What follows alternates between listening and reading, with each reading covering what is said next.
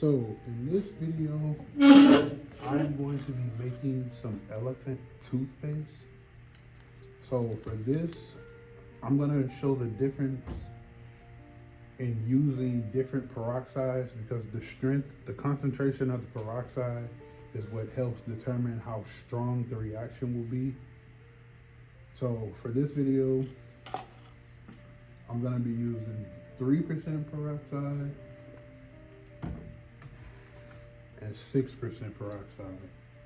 You have stronger concentrations like 12% and 20%.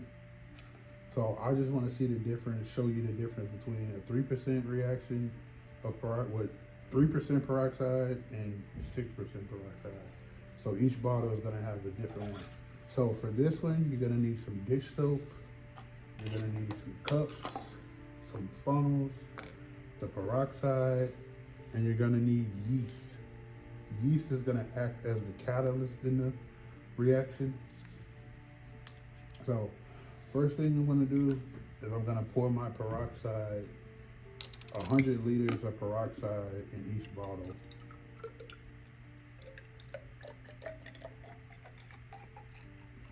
Oh, you're also going to need some food coloring. So for this one, I'm going to be using orange red and dark blue. So first, I'm going to pour my 100 milliliters of the 3% peroxide.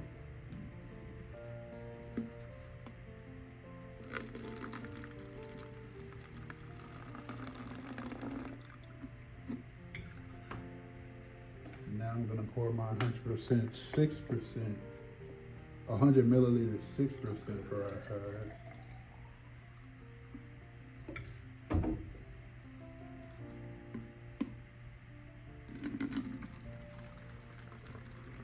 So I did this experiment earlier, but the mistake I made, the directions told me to use warm water, and I ended up warming some water and then it was boiling hot. So my reaction really didn't take place because I feel like the hot water, when I added in the yeast, it killed the yeast. So that's why I didn't get that much of a reaction. But I'll post that video also showing like what happened in that reaction. So after I pour my peroxide, now I'm gonna add my food coloring and my soap. So I'm gonna add a few drops, like 4 or 5 drops. So this is my dark blue. And this is my orange red.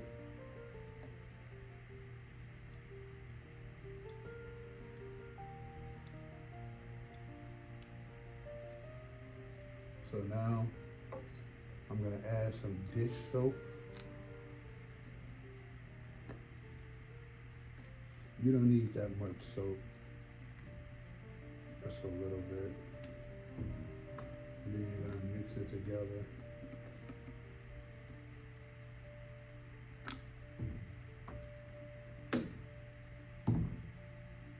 So after that, mix it a little bit.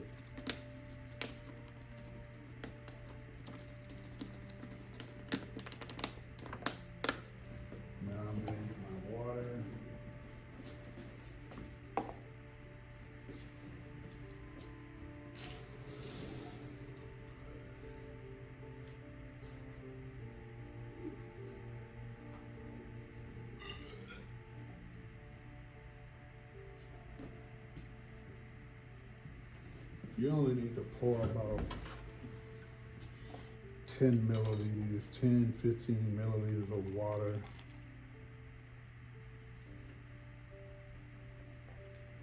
And add a little bit more.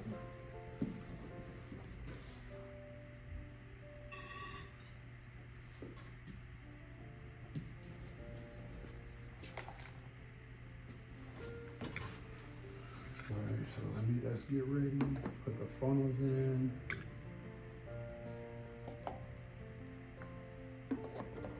Now I'm gonna mix in my yeast with the water. So you're gonna pour the yeast in the water.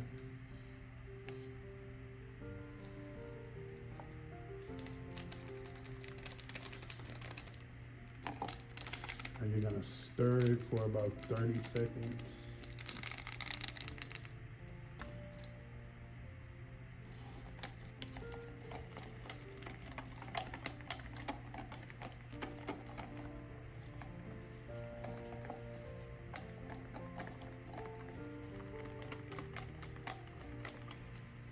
So again, I made the mistake last time of using boiling hot water, so I didn't get the reaction that I was looking for. It didn't really react at all. But now I'm using room temperature water, so hopefully we get a better reaction this time. So get a couple more seconds. All right, so that one should be ready to go. Now let's stir this one up.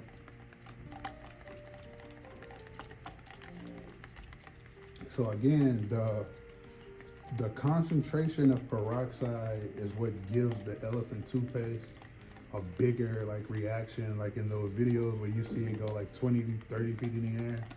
That's because they're using a stronger concentration of peroxide. So in these, I just use 3% and 6% to try to show the difference. Like I said, I was gonna order some 12% and also try it. All right, so I don't know, I wasted time. So let's try it and see what happens.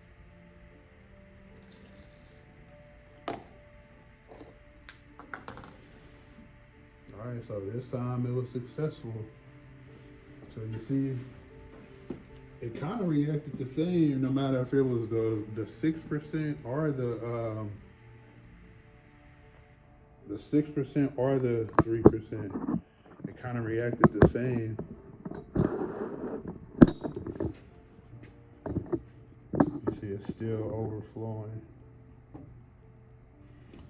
So that's how you can still. So if you notice, they're both still flowing, but the 6% is flowing more than the 3% is. But I can finally say this slab was a success compared to the one I tried earlier today, where it was just nothing happened. So again, I'll post that video also to show what not to do, basically. But this is a simple experiment that you can do at home. If you have kids and you want to like show them some science stuff that they think may be cool, all you need is some yeast, some dish soap, some peroxide, some water, some food coloring, and that's it. And some bottles or something. And then you can pick which type of peroxide you want. If you really wanted to like shoot up in the air, buy a stronger concentration of peroxide. But like I said, as you can see, it's still moving. So actually, this is supposed to create an exothermic reaction. So it's supposed to be kind of like warm. So yeah, if you fill the bottle, even though it was room temperature water, if you fill this bottle, the bottle is warm. And that's the 3%. So let me fill the 6%. Yep, it's really warm right now. So this creates an exothermic reaction where it's letting off heat.